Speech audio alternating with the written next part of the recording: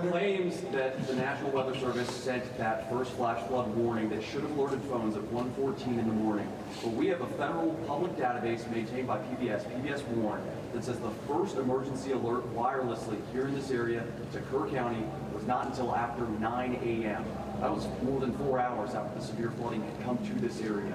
Did you know that? Have you seen that? And what's your response, knowing the state and cuts to NWS in recent months by this administration? So I don't know the source for what you're saying. All of the public reporting I've seen is that there were 2 alerts that went out, one just after 1 a.m., one after 4 a.m. You know, I can tell you, I talked about the partisan finger pointing.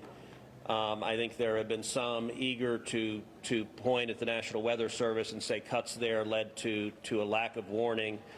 I think that's contradicted by the facts. And if you look at the facts in particular, number one, that these warnings went out hours before the flood became a true emergency level. But number two, the National Weather Service here, New Braunfels is where they were headquartered. They had additional manpower. In fact, they had 3 additional people working that night, anticipating that it was going to be a very dangerous weather situation.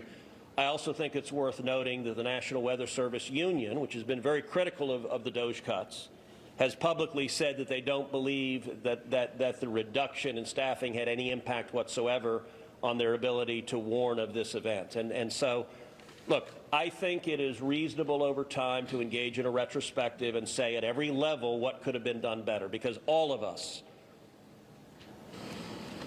would want to prevent this horrific loss of life. But I think just immediately trying to use it for either side to attack their political opponents, I think that's cynical and not the right approach, particularly at a time when we're dealing with a crisis and we're dealing with grief.